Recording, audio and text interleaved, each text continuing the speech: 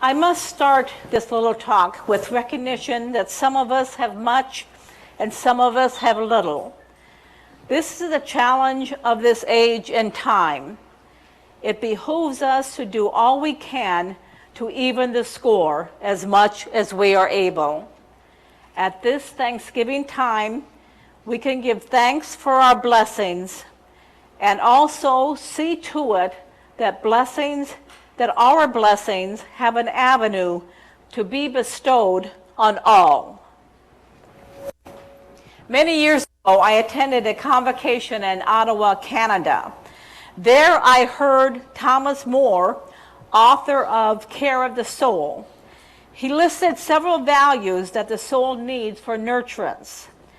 Now, if the word soul doesn't speak to you, just think identity. I don't know if the list was in order of any importance. I don't think it was. But the first thing he mentioned was friendship. And that also would be my first thing I think of on my thankfulness list. I know that saying I'm thankful for friendship can sound a bit like a Hallmark card. And songs and poems and movies have been written about it, have been the subject. Still, for me, it is on the top of my list. Yes, I am thankful for family, and I love them all, but I had no choice in the matter. I got what I got. My friends I chose, and they chose me. They have all been an integral part of my development identity. My choice in friends literally made me the person I am. I have been so blessed with people in my life that have both challenged and supported me. They have reflected back the qualities that I had yet to realize. Some of these people were in my life only a brief time. Others have been with me for decades and continue to have importance with me. But it seems that I can specifically identify how my life has changed by even the shortest of contact with significant people, people I knew well enough to call friend. Somewhere down on the list of values for the soul is a thing that I would like to lift up. Value is beauty. For me, there is nothing more beautiful than the natural world. Many of you know that I love to camp and travel and see natural wonders. In the North Country, I am grateful for the song of the loon and the lapping waters as I drift off to sleep in my tent. But woodpeckers, not so much at 4 a.m. Do you have woodpeckers down here? Oh, okay. Well, then stayed away from me. In Rockport, I love to go to the beach and watch the bay currents flowing in and out. The cranes are also truly amazing. I love to visit the big tree in Lamar outside of Rockport to feel connected with the vastness of history. When Native Americans roamed this land freely, the big tree stood. When this country was divided in civil war, big tree stood. After Hurricane Harvey 3 years ago, big tree stands. It is a testament to the survival instincts of nature. I love watching the amazing sunsets both in the Midwest and Texas. A year or so ago, I was traveling in an ordinary street in Illinois when I had to pull over and just experience the beauty of the sunset. There were gray clouds on the horizon line that made it look like my home at the time, Bloomington Normal, Illinois, was surrounded by mountains. Anyone know that area? No mountains. But I went with that illusion for a while. I was still missing the mountains of Tennessee that I had just left, I guess. The sun was a brilliant gold with pink and orange hues streaming from it. I don't know how anyone could have remained in their cars at this site, but they did. And soon enough, so did I. I am thankful for the sunsets and all the beauty of the natural world offers. I'm thankful for the natural park system, for all the people who spent their lives preserving the amazing landscapes and wonders found in our forests, mountains, and waterways. I pray that it is not too late to save them. I am thankful to have found a faith that allows me to grow and change, a faith that challenges me never to be satisfied with what I have done, constantly stretched for what is possible, a faith that knows that humans are complicated creatures with all the disappointment that will disappoint you as much as they will delight you, that beyond the basic human need of survival is one other that our souls must have: to be loved. As someone that is loved, I am thankful for friendship, for beauty, for faith, for love. May your time with family and friends also bring you these bounties and many more. Blessed be.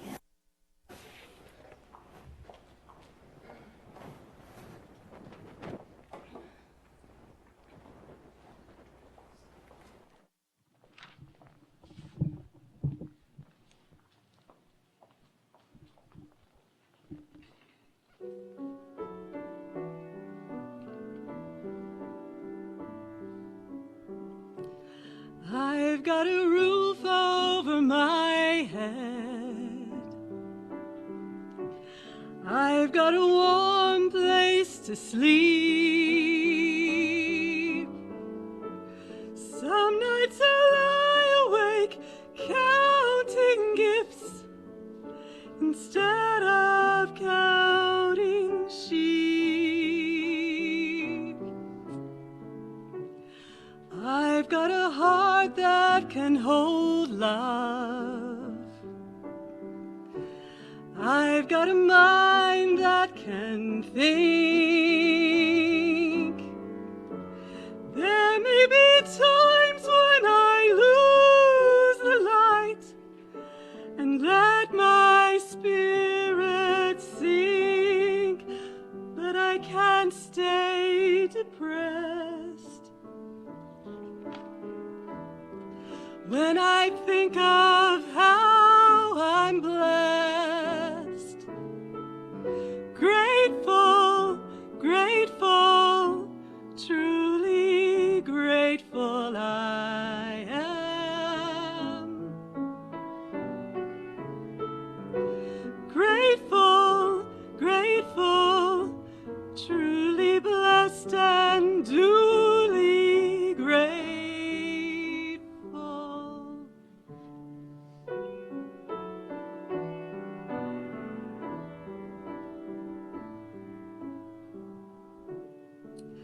In a city of strangers, I've got a family of friends. No matter what rocks and brambles fill the way, I know that they will stay until the end. I feel these hands holding my hand, not always hands you can see, but on the road to the promised land, these hands will shepherd me through delight and despair, holding tight and always there. Grateful, grateful, truly grateful I am.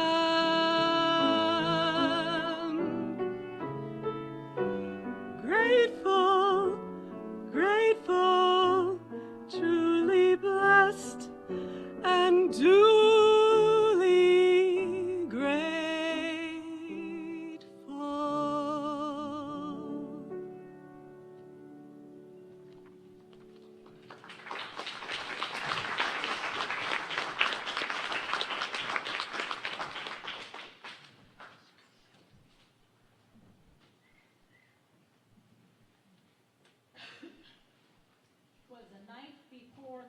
Thanksgiving by Dave Pelkey. 'Twas the night before Thanksgiving, and all the trees, the fall leaves were spinning aloft in the breeze. 8 children boarded their school bus with grins in hopes that the field trip soon will begin.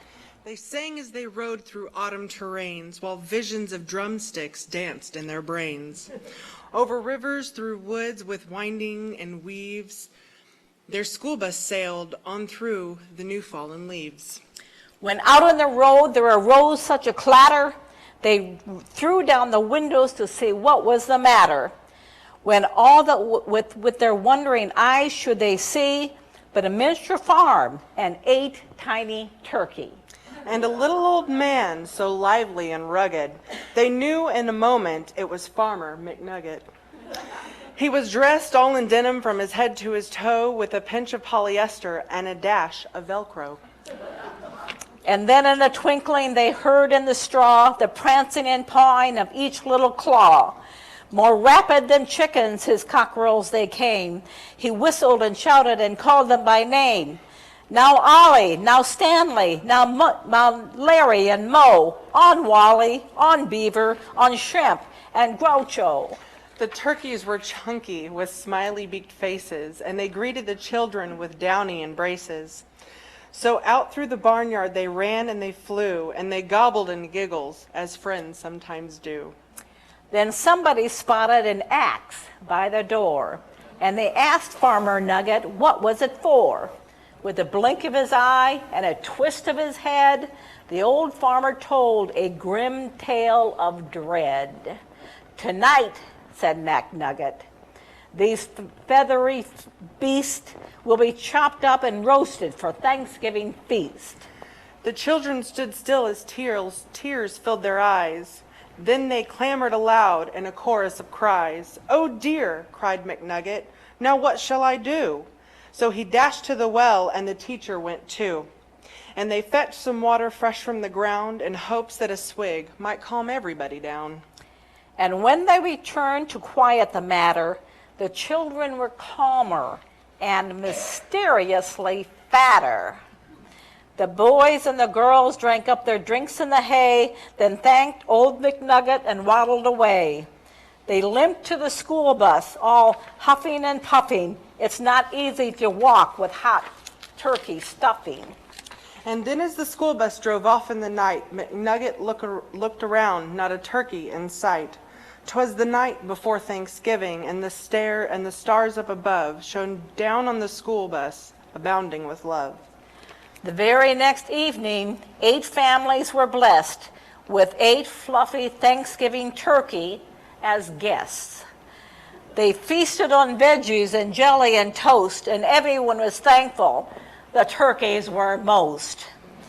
So each one gave thanks for love and for living, and they all had a very happy Thanksgiving.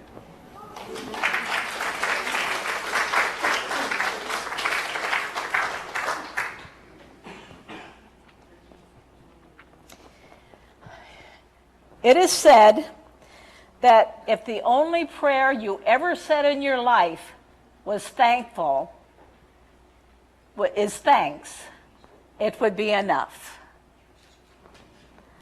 Go now in peace, and may the coming holiday bring you joy, love, and gratitude.